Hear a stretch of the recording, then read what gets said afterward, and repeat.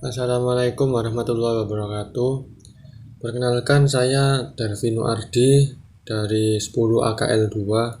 Saya di sini akan mempresentasikan polusi air dalam pelajaran IPA. Oke. Pengertian polusi air. Polusi air yaitu pencemaran badan air yang dapat membahayakan makhluk hidup. Badan air di sini seperti danau, waduk, sungai, laut, dan lain-lain. Pencemaran air ini dikatakan tercemar jika terjadi perubahan kualitas air, baik fisika, biologi, maupun kimia. Lanjut ke penyebab polusi air. Penyebab polusi air, sebagian besar polusi air disebabkan oleh kegiatan manusia. Berikut polutan atau pencemaran utama di air. Yang pertama, agen penyebab penyakit.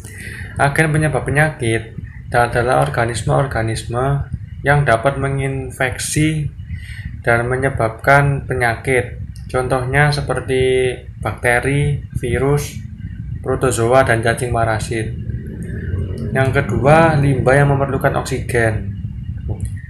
Ini terdiri atas berbagai limbah organik yang dapat diurai oleh bakteri aerob. Contoh kotoran manusia dan hewan, sisa-sisa tumbuhan, dan limbah industri seperti makanan, kertas, dan minyak. Yang ketiga, bahan kimia organik. Merupakan senyawa kimia yang mengandung atom karbon, pestisida, minyak, gasolin, plastik, pelarut pada produk-produk pembersih, deterjen, dan PCB. Yang keempat, bahan kimia anorganik adalah polutan yang mengandung unsur kimia selain karbon, misalnya berbagai senyawa asam, senyawa garam-garaman, dan logam berat, timbal, arsenik, maupun merkuri. Yang kelima, nutrien tumbuhan. Nutrien tumbuhan merupakan senyawa-senyawa kimia yang dapat menstimulasi pertumbuhan dari ganggang alga. Contohnya nitrat, fosfat, dan amonium. Yang keenam, sedimen.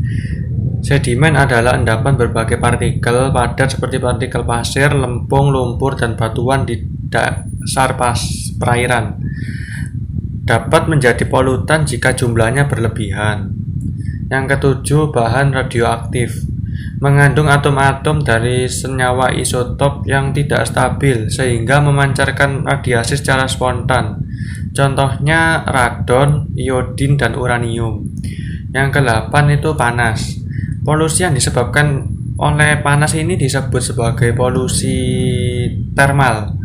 Dapat menjadi polusi air apabila berlebihan sehingga perairan meningkat terlalu tinggi suhu perairan. Lanjut, sumber-sumber polusi air. Sumber polusi air dibedakan menjadi dua sumber, yaitu sumber langsung. Sumber langsung itu adalah sumber polusi yang membuang polutan di lokasi spesifik melalui pipa, selokan, atau saluran pembuangan langsung menuju badan atau permukaan air. Yang kedua, sumber tidak langsung adalah sumber polusi yang asalnya dari area lahan luas atau dari partikel-partikel yang terbawa udara yang mencemari air melalui aliran air atau pengendapan senyawa dari atmosfer. Lanjut ke akibat polusi air. Akibat ini tidak hanya berdampak pada manusia, tetapi juga ke lingkungan sekitar seperti berikut ini. Yang pertama, dapat menyebabkan penyakit. Karena manusia pasti menggunakan air dalam kehidupan sehari-hari, tetapi tanpa tahu air tersebut tercemar atau tidak. Jadi, air yang tercemar itu dapat menyebabkan tifus, diare, kolera, hepatitis, dan penyakit lainnya. Yang kedua, kerusakan ekosistem. Ekosistem itu sangat dinamis dan merespon perubahan lingkungan bawah yang terkecil sekalipun. Ini dapat menyebabkan ekosistem rusak jika tidak terkendali. Yang ketiga, eutrofikasi adalah masuknya bahan kimia dalam badan air yang mendorong pertumbuhan alga. Alga ini membentuk lapisan di atas badan air, biasanya kolam dan danau ya.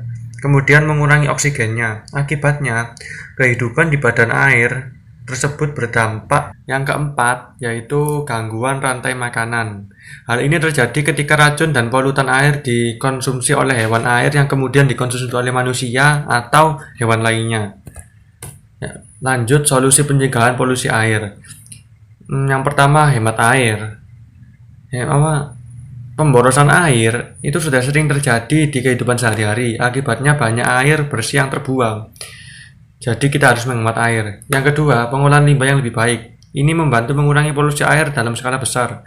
Pertanian atau industri lain dapat menggunakan kembali air limbah ini dengan mengurangi racunnya. Ketiga, penggunaan produk ramah lingkungan. Maksudnya dengan menggunakan produk mudah larut yang tidak terus menjadi polutan. Oke, sekian dari saya. Mungkin ini saja yang bisa saya sampaikan. Terima kasih. Selamat siang.